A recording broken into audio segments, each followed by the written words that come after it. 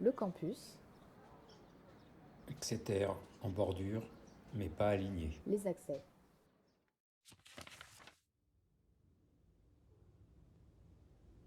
Les limites.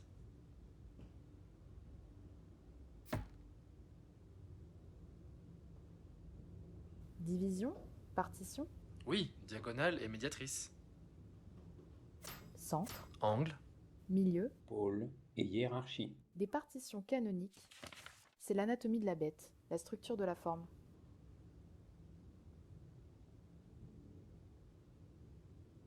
Centrifuge. Extraverti, Ça les façades. avec des pans coupés aux angles. Ça donne 4 plans autonomes.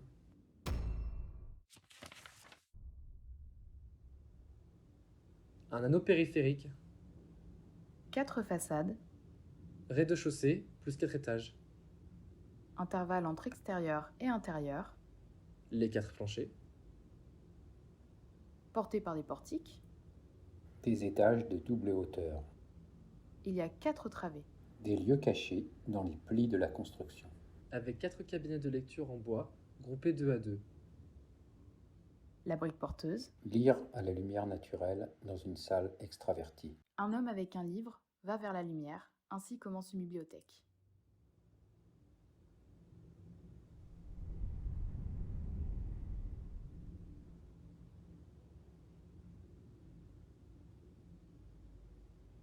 J'ai fait en sorte que l'épaisseur extérieure du bâti forme un anneau en briques. Et Kennedy aussi. On sait que les grandes salles de lecture, c'est fait pour draguer, quoi.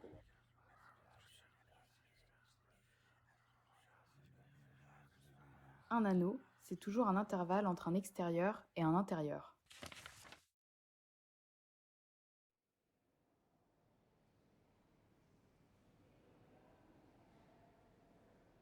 Kahn compose par inclusion successive. Le pôle central, encore les diagonales. C'est l'anatomie de la bête. Encore le carré centripède 7 fois, Des piliers.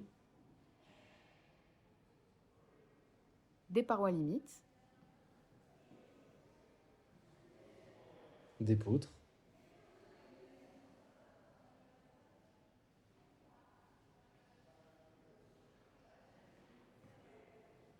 l'intérieur c'est le hall, une cour introvertie, couverte par des poutres diagonales, un vide central délimité par des voiles en béton, armés, percés de cercles de 30 pieds. 9 mètres quoi. Le cercle révèle le cube contenu dans le double cube de 68 pieds de haut. 21 mètres, c'est grand. La sphère de la connaissance inscrite dans le cube de la raison.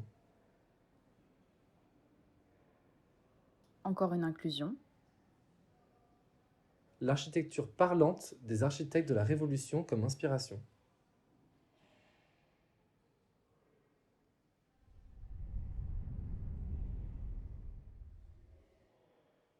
Il a fait l'épaisseur intérieure du bâtiment, comme un donnet en béton, où on stocke les livres, à l'abri de la lumière.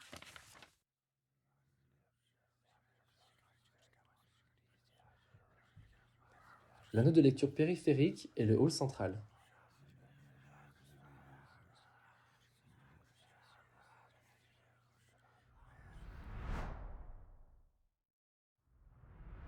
C'est les fondations.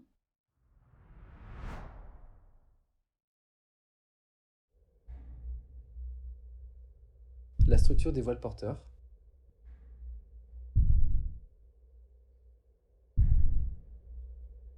Il porte les toits et les planchers intercalés entre salle de lecture et hall central. Il y a 4 poteaux par dalle, ça fait 3 travées de stockage. 4, encore le carré. Oui, c'est l'anatomie de la bête quoi. C'est les poutres jumelles. Elles font un étage de haut. Kahn aurait voulu un stockage en briques, mais le béton était moins cher pour supporter le poids des livres d'Exeter.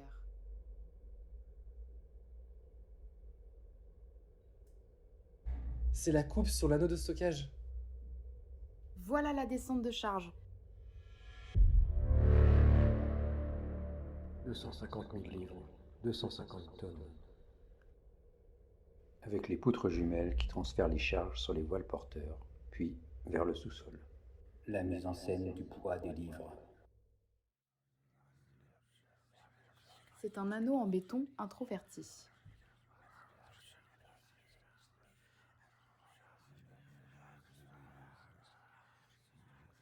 Enveloppé par les salles de lecture.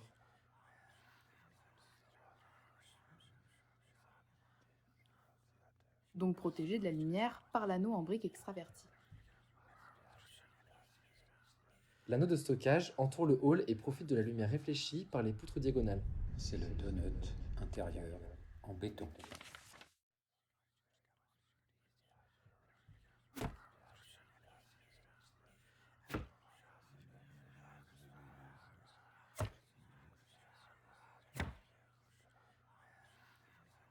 Mais les anneaux sont tous tronqués aux angles. Les diagonales sont libérées.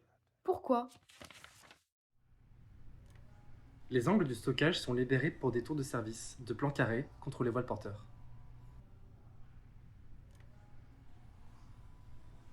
Tour d'ascenseur, D'escalier, pour les sanitaires, et les services divers. et puis pour les gaines.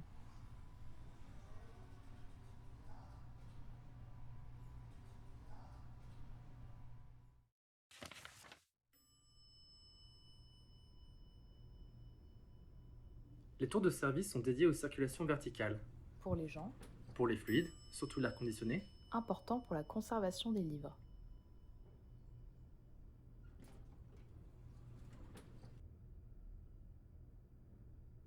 Leur position aux angles permet de servir les deux anneaux et de recevoir la lumière naturelle par les angles de la façade.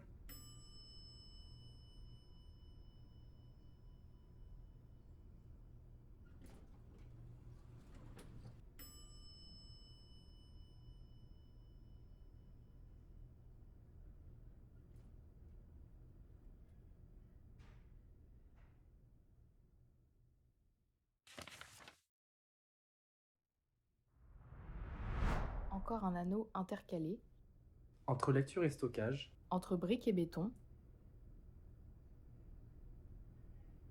un intervalle servant pour la lecture et le stockage. pour la circulation horizontale de l'air conditionné. Des machines au sous-sol aspirent l'air extérieur. L'envoi dans les étages, dans les tuyaux horizontaux, D'autres tuyaux aspirent l'air usé. qui est rejeté à l'extérieur par les tours. C'est le système de distribution horizontale de l'air conditionné, apparent sous un plancher béton de 3 pieds de large.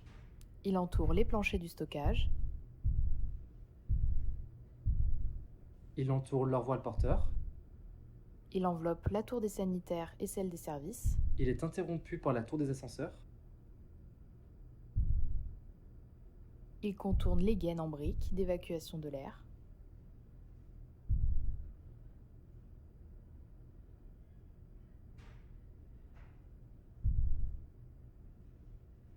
Il est aussi interrompu par les gaines contre la tour d'escalier. c'est un espace servant au contact de l'anneau de stockage, assurant la bonne conservation hygrométrique des livres. C'est un espace au service des livres. Il reçoit et met en scène la technique indispensable au rôle d'une bibliothèque.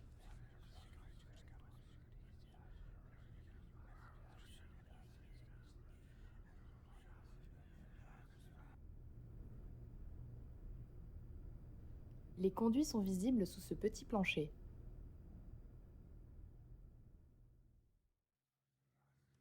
Il est entouré par les dalles de l'anneau de lecture. Et les mezzanines, portées par les portiques. Du coup, il différencie la structure en ossature béton avec ses dilatations de celle en maçonnerie avec ses tassements. Il leur sert de joint. Et ça rajoute également un petit espace de circulation entre lecture et stockage. Il sert aussi à ça, en plus de la ventilation des salles de lecture. C'est un espace au service du confort des lecteurs et de leur déplacement entre les 4 zones de stockage et de lecture. Les anneaux et sous-anneaux successifs sont la réponse au programme consulter et stocker des livres. Les donuts. Le hall central, c'est l'idée de Cannes. La cerise sur les donuts. Le hall central résulte de ces deux anneaux contigus.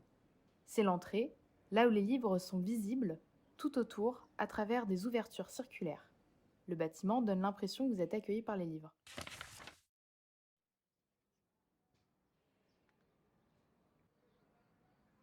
Par où on entre? De tous les côtés, il y a une entrée. Les 4 façades sont identiques, un cube en briques, unitaire et mystérieux. On a 8 travées de baies de 10 pieds et 3 pouces et demi de large. 2 fois 4. Il y a un effet d'échelle, les grandes fenêtres rendent le bâtiment plus petit. On lit R+4, mais les étages sont doubles.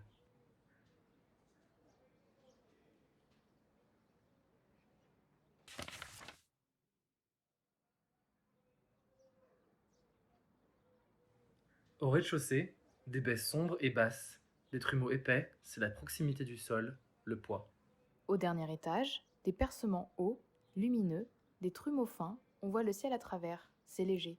Entre les deux, les fenêtres s'élargissent progressivement à mesure que les charges diminuent. C'est romain.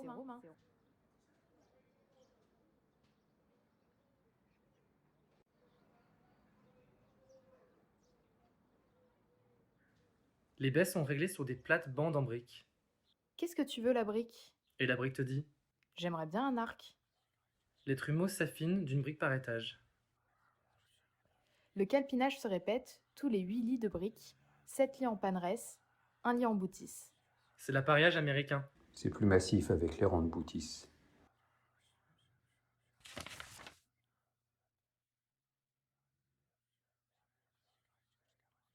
Le parement est en briques porteuses, mais le corps de mur est en maçonnerie de blocs béton.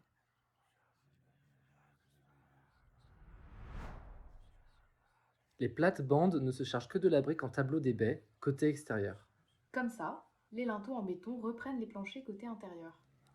Parfois, tu demandes au béton d'aider la brique. Et la brique est très contente.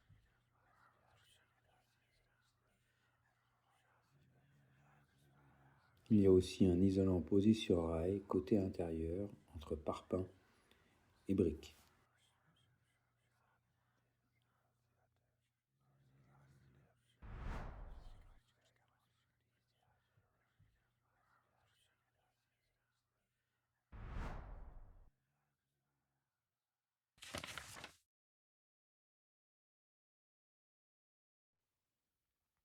Arc, pile, portique, lire à la lumière, sous une galerie, dans l'épaisseur d'une façade, en périphérie d'un extérieur.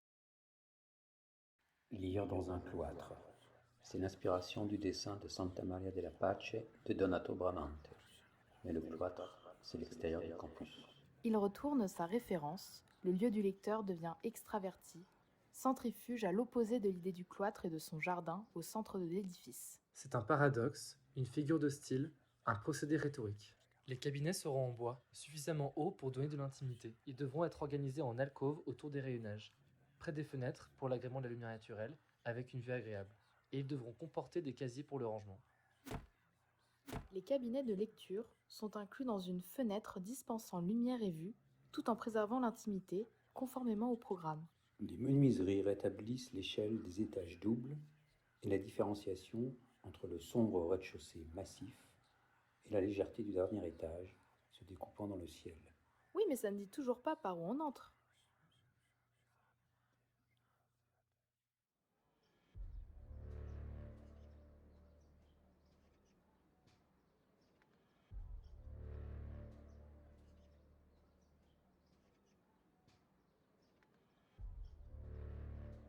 La façade d'entrée aurait dû être marquée par une place en granit. Kahn évoquait A First Invitation. abandonné, faute de budget. En revanche, c'est le dessin des menuiseries qui en indique le statut. Les motifs rythmiques des premier et troisième étages traduisent la hiérarchie de cette façade.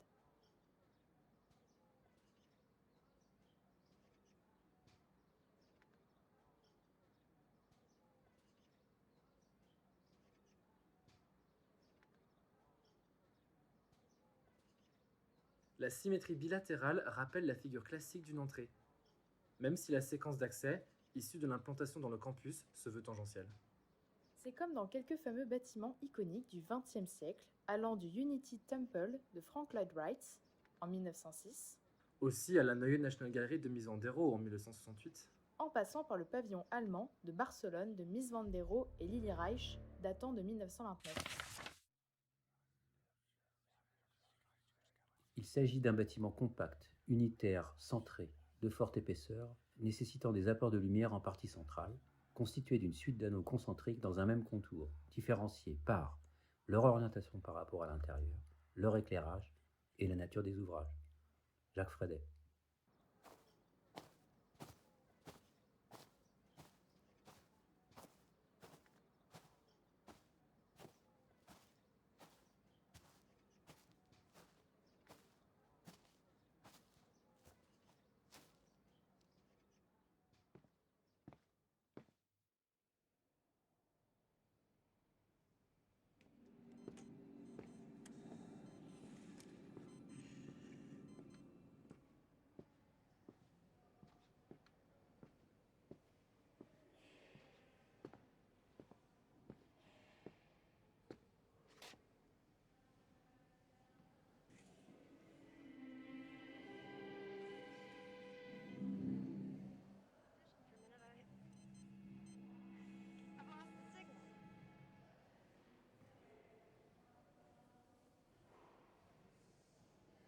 Be around there.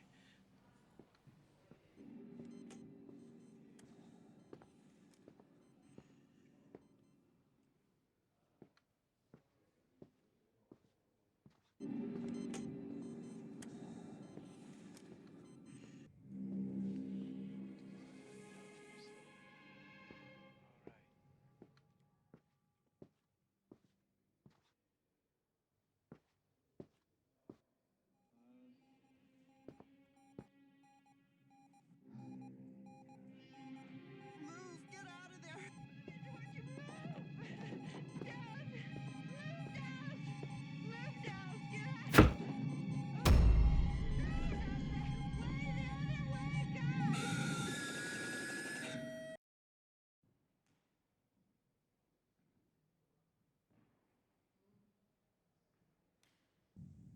No, Dallas.